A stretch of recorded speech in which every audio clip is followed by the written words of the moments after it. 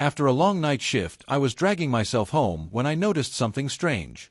The streets were nearly empty, but a faint sound echoed behind me, like hurried footsteps that stopped whenever I stopped. My exhaustion made me wonder if I was imagining it, yet the feeling of being followed was undeniable. I turned slowly, scanning the quiet blocks illuminated only by scattered streetlights. That was when I saw her. A young woman stood under a flickering lamp post, hugging herself tightly as if the cold of the night had seeped into her bones. Her name, I would soon learn, was Emma.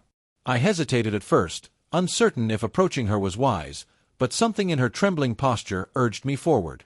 When our eyes met, she whispered that she was lost, her voice fragile, as though every word cost her strength. She looked out of place, like someone who didn't belong to the emptiness of that hour. I asked if she needed help, and she nodded slowly. Her clothes were light, more suited for a sunny afternoon than a chilly night, and it was clear she had left somewhere in a hurry. She shivered as I offered her my jacket, clutching it as if it was a shield against everything that had frightened her. She explained that she had left her home in distress, though she avoided details. I didn't press her. Instead, I told her the bus stop was far away and no buses would run until morning. Her face sank with despair, and I realized she was too tired to keep walking much longer. Unsure of what else to do, I suggested we find a diner nearby where she could rest and warm up. She agreed silently, following me with hesitant steps. The city was unusually still, our footsteps echoing loudly as though we were the last two people awake in the world. As we walked, an older man appeared from a side street, leaning heavily on a cane. His name was James, a retired firefighter I knew from the hospital where I worked. He had a sharp eye for trouble and immediately noticed Emma's unease. When I explained the situation briefly, James nodded without hesitation. He insisted we shouldn't leave her alone and offered to walk with us. His presence brought a quiet comfort, like a protective shield in the middle of the uncertain night. We soon found a small diner with its neon sign buzzing faintly. Inside, the warmth and smell of coffee wrapped around us like a blanket. Behind the counter was Olivia, a kind waitress who always seemed to treat strangers as friends. Olivia immediately noticed Emma's distress and placed 2 steaming mugs of coffee in front of us without asking. Emma's hands shook as she tried to hold the cup, but the warmth gradually steadied her. Olivia leaned forward gently and asked what had happened. For the first time, Emma began to open up. She revealed that she had been running from people who wanted to control her life, people who had left her feeling trapped and hopeless. Her words broke at moments, but her determination to escape was clear. James listened intently, his weathered face showing both anger at the injustice and pride in her courage. He told her that surviving one hard night meant she was stronger than she realized. His voice carried the weight of experience, and Emma seemed to find strength in it. Olivia, worried for Emma's safety, quickly called her brother Ethan, a local police officer. She trusted Ethan more than anyone and knew he would handle the situation with care. Emma looked anxious at the idea of the police, but Olivia's reassurance kept her calm. When Ethan arrived, his presence filled the diner with a quiet authority. He sat across from Emma and spoke not as an officer, but as a patient listener. He told her she wasn't in trouble, that she deserved to be safe, and that whatever she feared could be faced together. Emma's eyes welled with tears she had long held back. For years she had hidden her emotions behind silence, but now they spilled out freely. They weren't tears of weakness, they were tears of release, of finding people who cared when she had expected none. I watched as Ethan gently assured her she would not be forced back into danger. He promised that arrangements could be made, that shelters and safe spaces existed, and that she wouldn't be alone.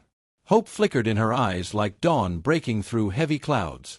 James placed his hand on Emma's shoulder and reminded her that no matter how dark the night seemed, there was always a way forward. He spoke from a lifetime of facing fires and loss, and his words carried undeniable truth. I felt something shift inside me as I watched them. I had gone through countless shifts at the hospital, saving lives with medicine and machines, but in that diner I realized saving someone's spirit could be even more powerful. The city outside remained silent, but inside the diner a fragile family had formed. Emma asked softly if she really deserved this kindness, as though it was a gift meant for someone else. Without hesitation, we all answered yes.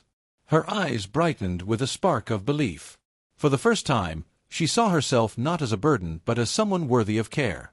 That simple change in her gaze was more powerful than any medicine I had ever prescribed. Time slipped by, and soon the clock struck 3 in the morning. The world outside was still dark, but inside the diner Hope was awake.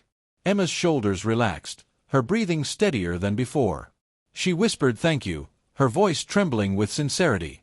It was not just gratitude for warmth and safety, but for the discovery that strangers could care more deeply than those who were supposed to protect her.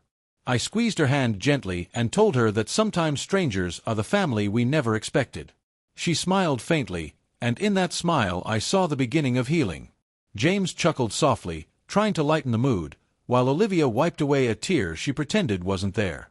Ethan promised he would keep an eye on her until she could stand confidently on her own. That moment I realized my weary shift had led me not to rest, but to purpose.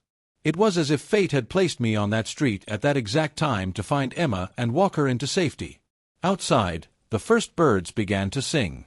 The faintest hint of dawn touched the horizon, painting the sky with pale shades of hope.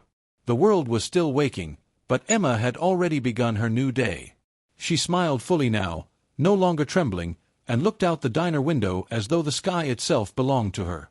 That image will never leave me. When I finally rose to leave, my body was exhausted, but my heart felt lighter than it had in years. I knew I had been part of something bigger than myself. Every corner of the city looked different on my walk home. The same buildings, the same streets, but a new lens of hope colored them. The night that began with fear and exhaustion ended with unexpected family and faith. It reminded me that even the smallest actions, offering a jacket, a coffee, a listening ear, can rewrite someone's story. Emma's journey was far from over, but she no longer walked it alone. She had us, and she had herself, stronger than she believed. And I understood at last that saving one soul, helping one person rediscover hope, could sometimes mean more than saving 100 bodies. That realization stayed with me, glowing quietly in my heart, long after the night had given way to morning light.